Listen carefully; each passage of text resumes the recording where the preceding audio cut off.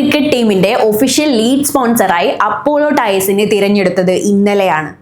കേരളത്തിൽ 53 വർഷം മുമ്പ് തുടക്കം കുറിച്ച ഒരു കമ്പനി ഇന്ത്യൻ ക്രിക്കറ്റ് ടീമിന്റെ മെയിൻ സ്പോൺസറായി മാറുമ്പോൾ നമ്മൾ മലയാളികൾക്കും അതിൽ അഭിമാനിക്കാൻ വകയുണ്ട്.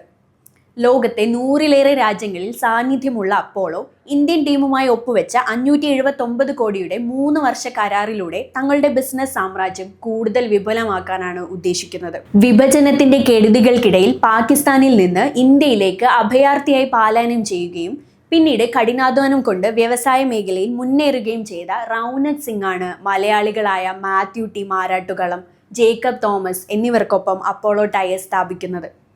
1977 തൃശൂർ ജില്ലയിലെ പേരാമ്പ്രയിൽ അവരുടെ ആദ്യത്തെ ഫാക്ടറി നിലവിൽ വന്നു.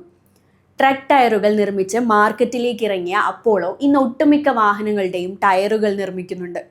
ഗുജറാത്ത്, തമിഴ്നാട്, ആന്ധ്രാപ്രദേശ് എന്നിവിടങ്ങളിലടക്കം ഇന്ത്യയിൽ 5ഉം നെതർലാൻഡ്സ്, ഹംഗറി രാജ്യങ്ങളിൽ ഓരോന്നും വീതം നിർമ്മാണ ഫാക്ടറികൾ ഇന്ന് അപ്പോളോയ്ക്ക് സ്വന്തമായുണ്ട്.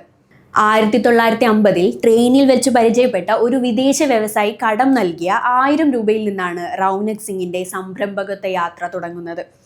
ഇന്നിപ്പോൾ അപ്പോളോ ടയർസിന് 30,917 കോടി രൂപയുടെ വിപണി മൂല്യമുണ്ട്. അമേരിക്ക, ജർമ്മനി, ദക്ഷിണാഫ്രിക്ക തുടങ്ങിയ രാജ്യങ്ങളിലെ കമ്പനികളെ ഏറ്റെടുത്ത് വിദേശ രാജ്യങ്ങളിലും അവർ വിജയക്കൊടി പാറിച്ചു കഴിഞ്ഞു. കാൻവ, JK സിമെന്റ് തുടങ്ങിയ കമ്പനികളെ പിന്തള്ളിയാണ് അപ്പോളോ ടയർസ് ഇന്ത്യൻ ടീമിന്റെ സ്പോൺസർഷിപ്പ് ഡീൽ നേടിയെടുക്കുന്നത്. 579 കോടിയുടെ കരാറിൽ 121 ഇന്റർനാഷണൽ മത്സരങ്ങളും 21 ICC മത്സരങ്ങളും ഉൾപ്പെടുന്നു. ഇന്റർനാഷണൽ മത്സരം ഒന്നിന് 4.5 കോടിയും ICC മത്സരത്തിന് 1.72 കോടിയുമാണ് അപ്പോളോ BCCIക്ക് നൽകുക. ഇന്ത്യൻ ക്രിക്കറ്റ് ടീം ഏർപ്പെട്ട ഏറ്റവും മൂല്യമുള്ള കരാറും ഇതുതന്നെയാണ്. ക്രിക്കറ്റുമായി ദീർഘകാലത്തെ അഭേദ്യബന്ധമുള്ള MRF ആണ് ഇന്ത്യൻ ടയർ വിപണിയിൽ കാലങ്ങളായി 1ാം സ്ഥാനം കൈയാളുന്നത്. ഇന്ത്യൻ ടീമിന്റെ സ്പോൺസർഷിപ്പിലൂടെ MRFന്റെ കുത്തക അവസാനിപ്പിക്കാൻ കഴിയുമെന്ന് അപ്പോളോ കണക്ക് കൂട്ടുന്നുണ്ടാകണം.